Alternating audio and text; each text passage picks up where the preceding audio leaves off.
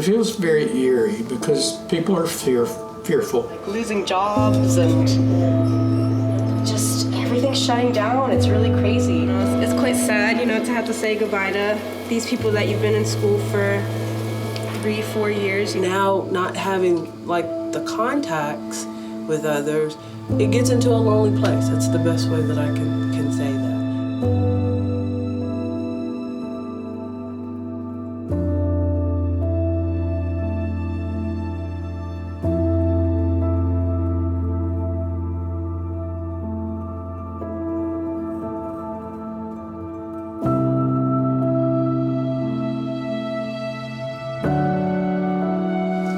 We were the first in the state of Kentucky who said, we're closing down schools. Unprecedented, it's bold, it's courageous, and I think it was path-breaking.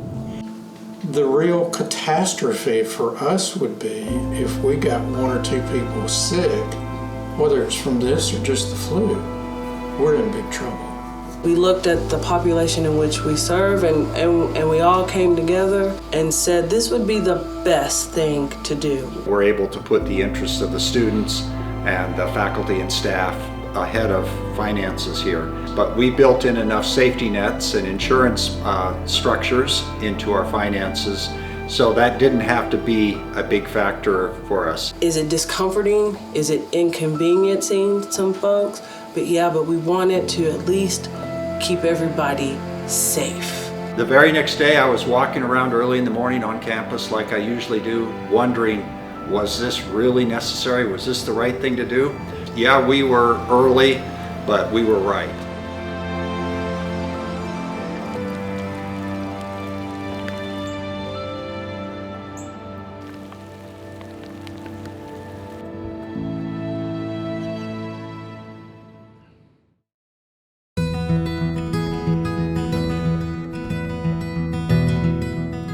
I had a really interesting conversation with a mom who told me, she said, I don't know how to help my son choose whether or not he wants to attend Berea because we've never seen the place. And I said, we're on it. And so we immediately started working towards trying to get a virtual tour. And you work until the work is done. You can't quit because you're taking care of these guys, you're taking care of the cows, you're taking care of the poultry. You have to make sure that you secure your food source, and that's what we're doing. We're still processing checks. Our colleagues in Edwards are still getting gifts and contributions and recording them, and people who are not here, they are at home, are working on receiving those gifts and writing letters of acknowledgement. We already follow good agricultural practices of standards of keeping our produce clean and safe. It's only a slight step up from what we already do. We're nervous about what we're going to be able to offer in the fall, although we're doing everything we can to make sure we have a good representation. Orders have slowed down. We do still box and ship orders twice a week. We gave people an opportunity to still put on their caps and gowns and kind of simulate a little bit of a graduation for them. So this is the World Health Organization protocol for how to make hand sanitizer. This particular formulation will kill viruses, so if we can provide this to public safety, then they can use it to keep themselves clean. We're doing this to feed the kids of Berea. The kids that are out of school aren't getting the meals that they used to be getting for breakfast and lunch, and so we want to make sure that the kids are being fed. The partnerships that we have between Berea College and the city of Berea, between Berea College and the community school, we were able to bring that all together, and this could not happen without that trust in those relationships. So no, there's nowhere else that we could do this.